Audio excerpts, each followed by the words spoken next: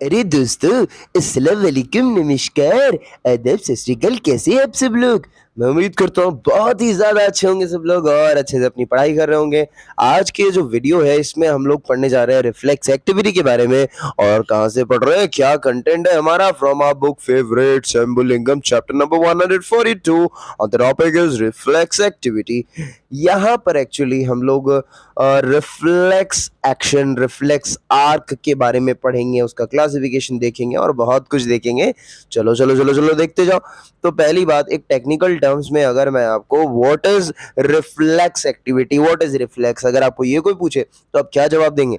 हाँ, ये आपको बोलना है कि reflex activity is the response to a peripheral nervous stimulation that occurs without our consciousness, and it is a type of protective mechanism और it protect the body from irreparable damages. समझे आप मेरी बात?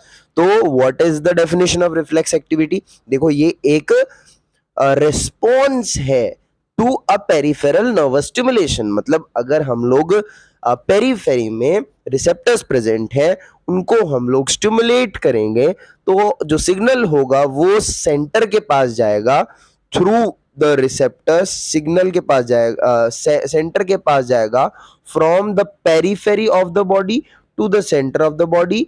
ठीक है, और फिर उसके बाद में वापस से सिग्नल आएगा किसके पास? इफेक्टर ऑर्गन के पास। रिसेप्टर से सिग्नल गया सेंटर के पास एंड देन सेंटर से अगेन वो पेरीफेरी पे आ जाएगा to the effector organ which will most probably a muscle. तो रिफ्लेक्स एक्टिविटी क्या है? रेस्पॉन्स है। किसको रेस्पॉन्स दे रहे हैं? एक पेरिफेरल नर्वस स्टिमुलेशन को रेस्पॉन्स दे रहे हैं that occurs without our consciousness. ये हमारी कॉन्शियसनेस के बिना होता है।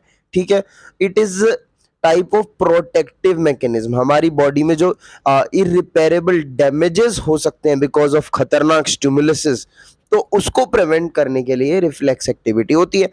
जैसे एक सिंपल यहाँ पे आपको सिंपल एक रिफ्लेक्स आर्क यहाँ पे समझाई गई है इस डायग्राम में। लेट मी टेल यू, समझाऊं मैं आपको? देखो जरा, रिसेप्टर यहाँ पर आया अपने पास, एक स्टिमुलस स्टिमुलस आया रिसेप्टर के पास आया। ठीक है, उसके बाद अभी जाएगा किसके पास? सेंटर के पास, through which nerve? Afferent nerve.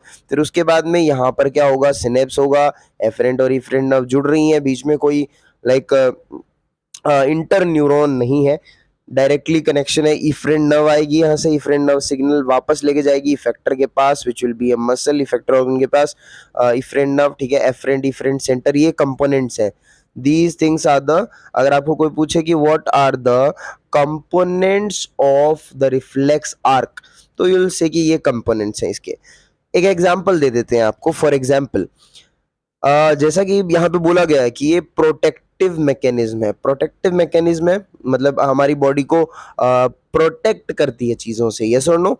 तो जैसे फॉर एग्जांपल, जब भी एक क्लासिकल एग्जांपल आपने बहुत बार सुना होगा कि जैसे जब एक हॉट ऑब्जेक्ट जो होता है वो हमारे हाथ को टच करता है, तो हमारा हाथ मतलब एक बहुत जल्दी से मतलब उससे दूर चला जाता है, इमीडिएटली विड्रॉ कर लेते हैं हम लोग, यार गर्म लगा, ओह शिट। ठीक है, लाइक हमें सोचने का टाइम ही नहीं मिलता। जैसे आप कुछ गर्म ऑब्जेक्ट टच करोगे, फटाफट एकदम मतलब जल्दी से रेस्पॉन्स होगा और हम हाथ साइड में कर लेंगे। ठीक है, so it is a reflex activity which occurs without our consciousness, जो कि पेरिफेरल नर्वस स्टिमुलेशन, जो कि हॉट ऑब्जेक्ट है उसके लिए एक रेस्पॉन्स है, दैट्स इट, विड्रॉल। ओके, तो व्हेन और दूसरा एग्जांपल हो गया, मैंने bright light is throne into the eyes, eyelids जो होती है वो क्लोज हो जाती है, प्यूपिल जो होता है वो कंस्ट्रिक्ट हो जाता है to prevent the damage to the retina by entrance of excessive light into the eyes.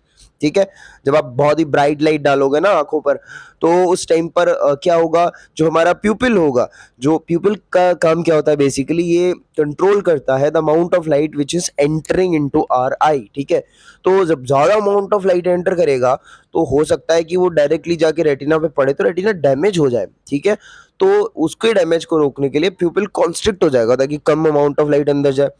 और जब ब्राइट लाइट को शोन किया जाता है तो हमारे आईलिड जो होते हैं वो भी क्लोज हो जाते हैं। ये भी रिफ्लेक्स एक्टिविटी है, आंखें बंद हो जाती है ना, आईलिड बंद हो जाते हैं, प्यूपिल कॉन्स्ट्रिक्ट हो जाता है। These are the things, these are reflex activities है ना। What is reflex arc then? What is reflex arc? Okay, it's a very important thing. Reflex activity, I am sorry, reflex activity जो होती है तो activity होने के लिए जब जो हमारा पाथवे फॉलो होता है, जो एनाटॉमिकल पाथवे फॉलो होता है जिसमें नर्व्स इन्वॉल्व है, नर्वस सिस्टम इन्वॉल्व है, तो what is reflex arc? It is the anatomical nervous pathway. See, you can easily see anatomical nervous pathway for a reflex action. This is reflex arc. और reflex arc के 5 components होते हैं. मैंने अभी भी इस डायग्राम में आपको बताया. पहला कंपोनेंट क्या होगा? रिसेप्टर होगा. दूसरा कंपोनेंट क्या होगा? एफरेंट नर्व होगा. तीसरा कंपोनेंट क्या होगा? सेंटर होगा. चौथा कंपोनेंट क्या होगा? इफरेंट नर्व होगा. पांचवा कंपोनेंट क्या होगा? इफेक्टर ऑर्गन होगा. बात समझ आ रही? ठीक है. अच्छा, ये सेंटर क्या हो सकता है? Centre can be a spinal cord, like cerebellum भी हो सकता है, मिड ब्रेन भी हो सकता है. ठीक है, चलिए. तो सबसे पहला जो हमारे पास कंपोनेंट है दैट इज रिसेप्टर. तो रिसेप्टर जो होता है वो क्या होता है? एंड ऑर्गन होता है. रिसेप्टर का तो हमने चैप्टर अलग से भी पढ़ा है शमलिंगम में ही. तो receptor is the end organ which receives the stimulus. And जब रिसेप्टर को स्टिमुलेट किया जाता है तो इम्पल्स जनरेट होते हैं एफरेंट नर्व में. ठीक है. फिर एफरेंट नर्व को सेंसरी नर्व भी कहते हैं क्योंकि ये सेंसरी सिग्नल्स को लेके जाएगा from periphery to the central part. ठीक है.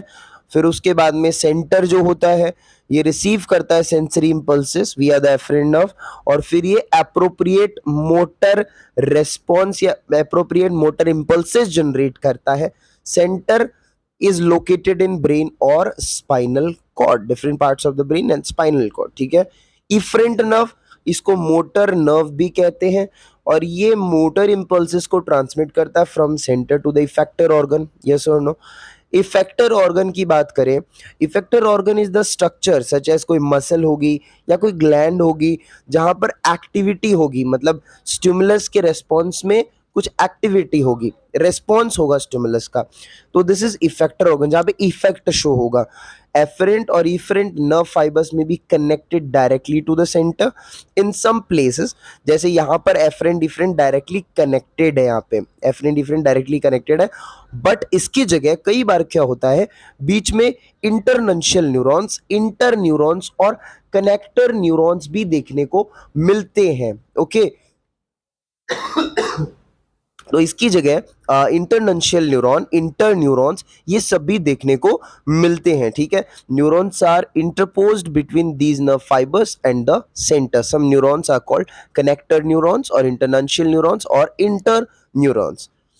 Classification of reflexes. ओहो भाई साहब, जो हमारे पास रिफ्लेक्सेस हैं उनको हम 6 तरीके से क्लासिफाई कर सकते हैं. 6 तरीके से कैसे क्लासिफाई कर सकते हैं? सबसे पहले classification based upon whether these reflexes are inborn, पैदाइशी है या ये एक्वायर्ड है. समझ में आई बात? ये सिचुएशन के बेसिस पे. कौन सी सिचुएशन? एनाटॉमिकल क्लासिफिकेशन बोलते हैं इसको हम लोग, कि कहाँ पर सेंटर है. दूसरा, what is the purpose of classification? Purpose क्या होता है? फिजियोलॉजिकल क्लासिफिकेशन हम इसको कहते हैं. पढ़ेंगे सारा डिटेल में हम. Depending upon weather number of synapse, की कितने सिनेप्स प्रेजेंट, मोनोसिनेप्टिक है, पॉलीसिनेप्टिक है. ठीक है. वेदर ये रिफ्लेक्सेस विसरल है, रिलेटेड टू विसरास, और सोमैटिक नर्वस सिस्टम से रिलेटेड सोमैटिक है. with depending upon the clinical basis. तो ये these are the 6 bases जिनके बेस पे हम लोग क्या करते हैं, रिफ्लेक्सेस को क्लासिफाई करते हैं. I hope I am clear. Okay. चलो, ये इस वीडियो में हम लोग इतना पढ़ेंगे, छोटा पार्ट्स में हम लोग चीज़ों को कवर करेंगे. तो ये जो नेक्स्ट वाला वीडियो होगा इसमें हम लोग ये पढ़ेंगे व्हाट आर दिस इनबॉर्न और एक्वायर्ड रिफ्लेक्सेस, मतलब कंडीशनड और अनकंडीशनड रिफ्लेक्सेस के बारे में हम लोग पढ़ेंगे. ठीक है. तो मिलते हैं नेक्स्ट वीडियो में. Till then take care, bye bye, see you.